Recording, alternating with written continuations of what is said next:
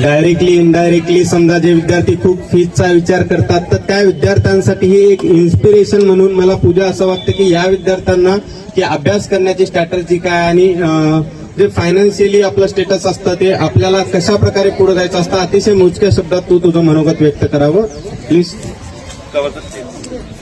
माझे नाव पूजा पायकाव. मी आज तुम्हाला ट्रिनिटी क्लासेसच्या वतीने काही शब्द सांगण्यासाठी उभे आहे.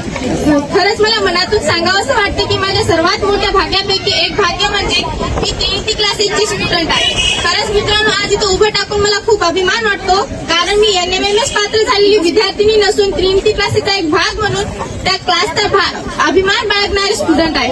खरंच मित्रांनो, NMMS ही परीक्षा माझ्यासाठी स्कॉलरशिप पुरतीच नव्हती, तर NMMS ही परीक्षा माझ्यासाठी स्वतःला सिद्ध करण्याची एक संधी होती. मित्रांनो, मला माझी परिस्थिती खूप सर्वसामान्य आहे. मला सरांनी विचारलं होतं की तू परीक्षेला बसतो का? आता तेव्हा मला खूप भीती वाटायची आणि मी म्हणलं सरला मी बसणार नाही, पण सर म्हणाले जर तू अभ्यास केला चांगलास तर तू पुढे जाशील. मग मी NMMSचा फॉर्म भरला आणि मी परीक्षेला बसले. सरांनी कल्याणकर सर हे आम्हाला बुद्धिमत्ता शिकवायचे आणि बुद्धिमत्ता शिकवताना सरांनी आम्हाला खूप ट्रिक शिकवल्या आणि ट्रिक शिकवताना आम्हाला कारण त्याच्यातून खूप चांगले अशा प्रकारे परीक्षेला कामी आले त्यांच्या ट्रिक.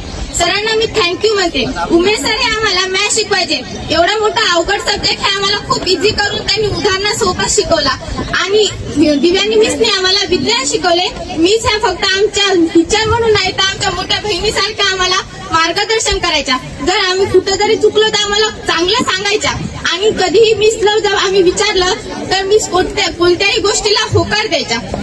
आणि सतीश सरांचं जर बघायला गेलं तर सतीश सर हे आम्हाला मोठ्या भावासारखे आहेत आणि कुठली तरी गरज पडली तर हे आम्हाला सपोर्ट करतात.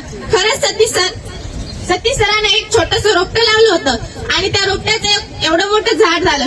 खरंच मला पहिलीची जी प्रवास आठवतो, त्या प्रवासामध्ये मी ट्रिनिटी क्लासेस जॉईन केले आणि तेव्हा जर बघायला गेलं तर इथे एक छोटंसं शेड होतं आणि त्या शेडमध्ये 10 ते 15 विद्यार्थी असतील आणि त्याच्यातले काही आपल्या ट्युशन मधला आज पण आहेत आणि तेव्हा आपण त्या शेडमध्ये उन्हाळ्याचे दिवस होते आणि फॅन नव्हता, काही नव्हता. तसल्या परिस्थितीत पालकांनी त्यांच्यावर विश्वास ठेवला आणि त्याच्यावर 100% एफर्ट घेतले आणि आज बघू शकता की आपण आज आपल्या SSC बोर्डचा सुद्धा रिझल्ट 100% लागलेला आहे आणि त्याचबरोबर आपल्या ऑलिम्पियाडचा पण चांगला रिझल्ट लागलेला आहे. आणि मित्रांनो, सरांना एक छोटंसं रोपटं लावलं होतं आणि त्याचं झाड झालं. आज आपण बघू शकता की आज एवढी मोठी बिल्डिंग सुद्धा असून आज पुरी होत नाही आणि सरांनी इतके कष्ट घेतले, त्यांच्यावर एवढे एफर्ट घेतले की ते आपण आज सांगू शकत नाही. सर असेच पुढे विद्यार्थ्यांना एफर्ट घेतील आणि आपला असाच रिझल्ट लागेल. Thank you so much.